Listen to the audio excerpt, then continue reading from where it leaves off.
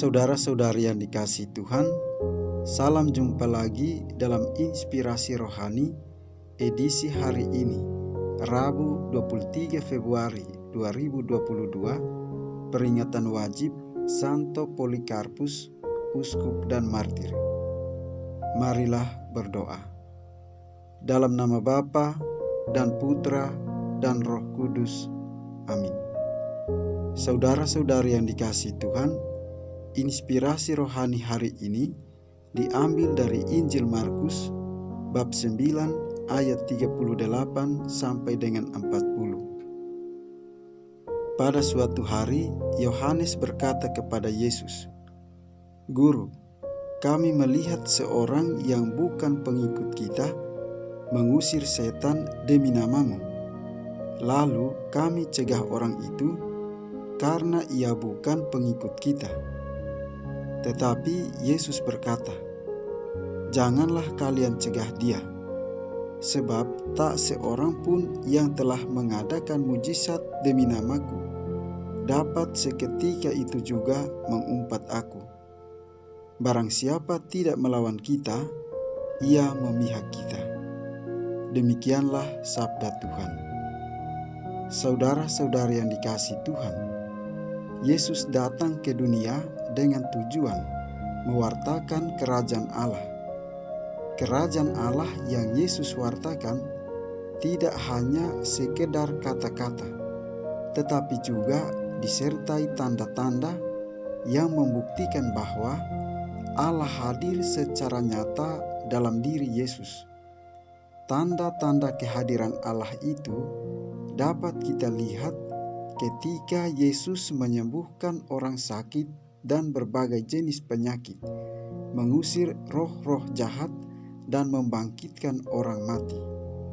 Saudara-saudari yang dikasihi Tuhan, rupanya ada orang Israel yang tidak termasuk murid Yesus yang berusaha untuk melakukan seperti yang Yesus lakukan, yakni mengusir setan.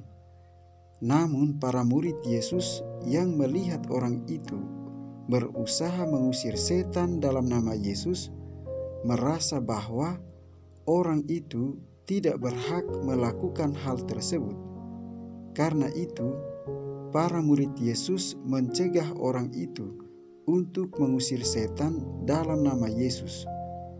Bisa jadi para murid Yesus berpikir bahwa hanya merekalah yang berhak meniru dan melakukan seperti yang Yesus lakukan.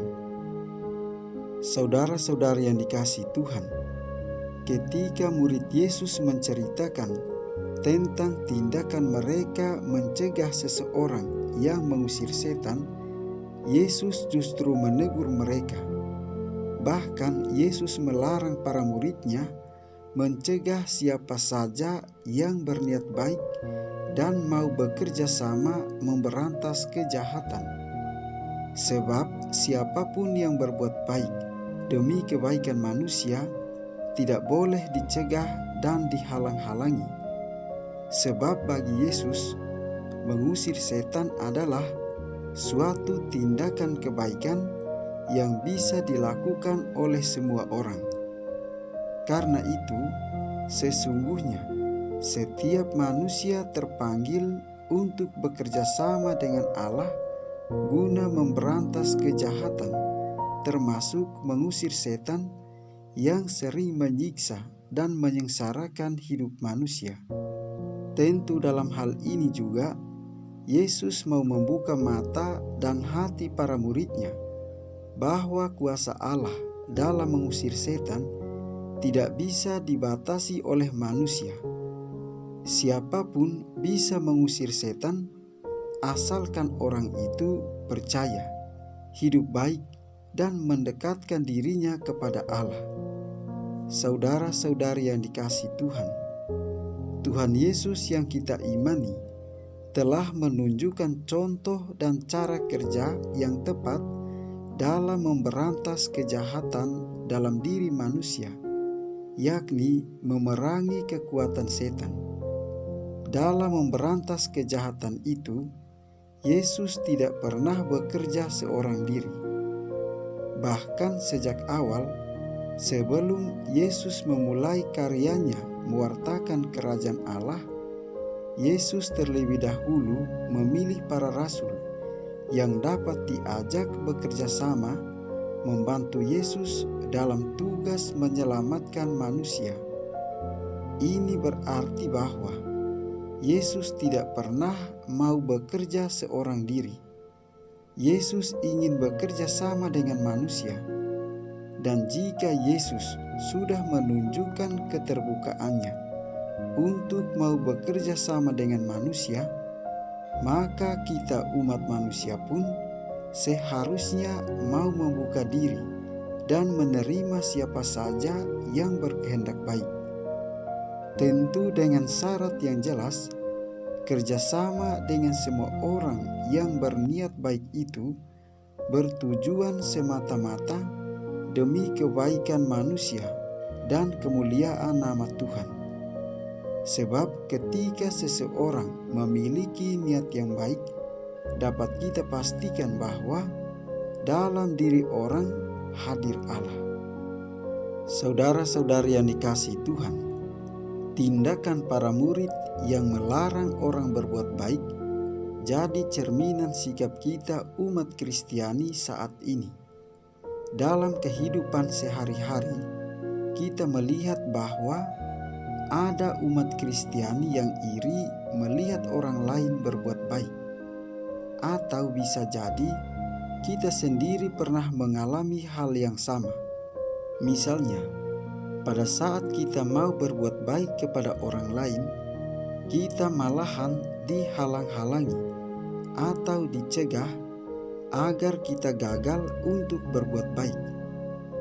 Ada juga pengalaman lain, di saat kita sudah berbuat baik kepada sesama, kita malahan dituduh mencari keuntungan atau ada niat jahat dari kebaikan yang kita lakukan.